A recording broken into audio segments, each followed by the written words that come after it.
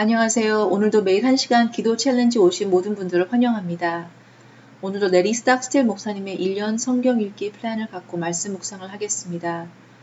오늘의 날짜는 9월 15일, 그리고 말씀은 갈라디아서 2장 1절에서 16절 말씀입니다.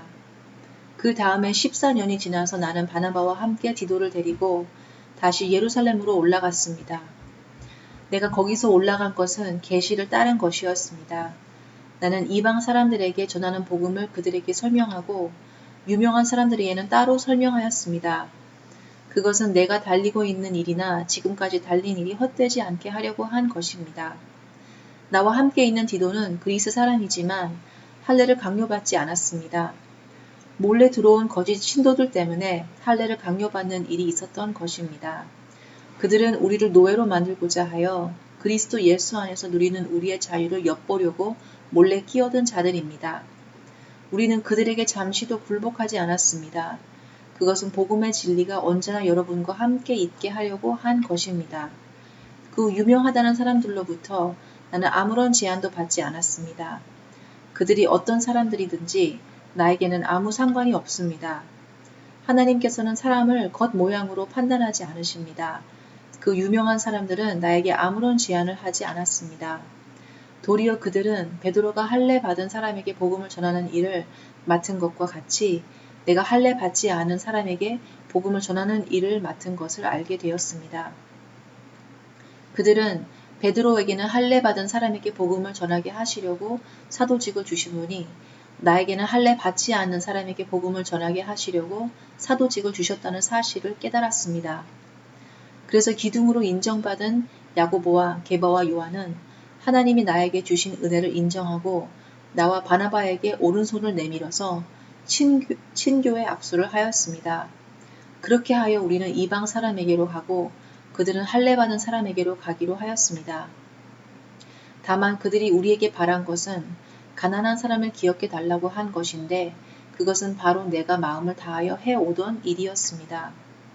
그런데 게바가 안디옥에 왔을 때에 잘못한 일이 있어서 나는 얼굴을 마주보고 그를 나무랐습니다. 그것은 게바가 야고보에게서 몇몇 사람이 오기 전에는 이방 사람들과 함께 음식을 먹다가 그들이 오니 할례 받은 사람들을 두려워하여 그 자리를 떠나 물러난 일입니다. 나머지 유대 사람들도 그와 함께 위선을 하였고 마침내는 바나바까지도 그들의 위선에 끌려갔습니다. 나는 그들이 복음의 진리를 따라 똑바로 걷지 않는 것을 보고 모든 사람 앞에서 게바에게 이렇게 말하였습니다. 당신은 유대 사람인데도 유대 사람처럼 살지 않고 이방 사람처럼 살면서 어찌하여 이방 사람더러 유대 사람이 되라고 강요합니까? 우리는 본디 유대 사람이요 이방인 출신의 죄인이 아닙니다. 그러나 사람이 율법을 행하는 행위로 의롭게 되는 것이 아니라 예수 그리스도를 믿는 믿음으로 의롭게 되는 것임을 알고 우리도 그리스도 예수를 믿은 것입니다. 그것은 우리가 율법을 행하는 행위로가 아니라 그리스도를 믿는 믿음으로 의롭다고 하심을 받고자 했던 것입니다. 율법을 행하는 행위로는 아무도 의롭게 될 수 없기 때문입니다. 독단적인 그리스도인은 아무도 되고 싶지 않습니다. 세상에서도 독단적인 사람들을 부담스러워합니다. 독단적인 사람들은 문제를 일으키고 본인의 아이디어와 다른 사람들과 싸우고 너무 강하게 나온다고 생각합니다. 하지만 사도 바울은 그런 사람이었습니다. 본인이 예수 그리스도에게서 받은 복음이 진짜라고 우기며 이 복음의 진리를 흩어놓는 사람들을 거짓 신도라고 부릅니다. 끝까지 이 사람들의 거짓된 이론에게 굴복하지 않았고 복음의 진리를 지켰다고 말씀하십니다. 12제자들에게도 묻지도 않고 혼자서 행동하는 사도였습니다. 14년 뒤에 예루살렘에 가게 되었고 예수님의 12제자들도 사도 바울에게 아무 제안을 하진 않았습니다. 아무 누구의 눈치를 보지 않았던 사도 바울입니다. 사도 바울은 또 기둥이 되는 베드로에게도 잘못을 얘기하고 위선된 행동을 한다고 모든 사람들 앞에서 말씀했습니다. 그래서 그런지 사도 바울의 삶은 힘든 삶이었습니다. 언제나 파트너와 혼자서 교회가 없는 도시를 다녔고 가는 곳마다 유대교들에게 쫓김을 당하여 헬라 우상을 믿는 신자들에게도 쫓김을 당했습니다. 교회를 1, 2년 동안 노동을 해 세워놓은 후 다른 곳으로 가면 유대교 가르침을 따르는 거짓 선지자들이 틈을 타 교회를 어질러 놓았습니다. 마음이 애타면서 교회를 위해 기도하는 사도 바울이었습니다. 그의 많은 세월을 지옥에서 혼자서 외롭게 지냈었습니다. 그리고 그의 마지막 장면은 순교를 통해 마감이 되었습니다. 예수님도 처음엔 가족들이 믿지 않아 혼자서 사역을 시작하자 12 제자들과 다니는 곳마다 바리새인들에게 미움을 받았습니다. 한동안 사역에 인기가 있어 많은 무리가 따랐지만 예수님의 가르침에 걸림돌이 되어 예수님을 떠나게 됩니다. 예수님은 딱 3년 동안 하늘나라에 대한 가르침과 치유의 기적으로 봉사하신 후 유대교 리더들에게 넘어가 십자가에서 매달아 돌아가셨습니다.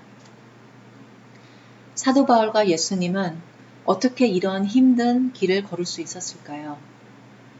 제 생각은 확신이 있었다고 생각이 듭니다. 하나님의 사명에 확신이 있었고 하나님이 인도하시는 길에 확신이 있었습니다. 또 하나님이 누구인지도 확신이 있었습니다. 사도 바울은 영광스러운 예수님의 모습을 보게 되었고 예수님은 그저 하나님이었습니다. 저도 확신 가진 사람처럼 사는 사람이 되고 싶습니다. 확신을 갖고 싶다면 눈으로 실제로 본 근거가 있는 사람들입니다. 어렸을 때 하나님이 진짜인지 근거를 보여달라는 친구들이 많았었습니다. 혼자서 많이 고민했었습니다. 어떻게 보여주지? 그때엔 저에게도 하나님이 안 보인다는 점에 스스로 멈칫하게 된 것이었죠. 지금은 안 보이는 것이 문제가 하나도 안 됩니다. 나와 30년 동안 함께 해주신 하나님은 눈만 감아도 보이십니다. 어렸을 때부터 계속 임재로 만나주신 장면들이 기억에 왔다 갔다 하며 하나님의 속삭임과 목소리와 사랑의 따뜻함으로 나를 안아줬던 추억들이 마음에서 꽉 찼기 때문입니다. 나는 스스로 확신이 있습니다. 요한 1서 4장 4절에서는 우리 안에 계신 분이 세상에 있는 자보다 크시기 때문입니다. 요한복음 16절 33절 말씀에서는 예수님이 내가 세상을 이겼다라고 말씀하십니다. 예수님이 세상을 이기셨다는 것은 싸움이 있었다는 것입니다. 승리하신 예수님이 우리 안에 계신다는 것은 우리 주변에도 싸움이 있을 거라는 말씀하시는 것입니다. 이기란 말씀은 싸우란 말씀입니다. 싸움은 확신 있는 사람에게만 가능합니다. 확신이 없는 사람에게는 왜 싸우는지부터 모릅니다. 오늘의 기도 챌린지를 알려드립니다. 하나님에 대한 확신이 있으십니까? 하나님과의 보낸 추억들이 마음에 꽉 차 어떤 의심이 들어와도 흔들림이 없는 그리스도인으로 무장하고 계십니까? 오늘도 기도 시간을 가지시면서 하나님 아버지와 좋은 추억을 만들어가 확신 있는 그리스도인의 삶을 사시기 바랍니다. 감사합니다.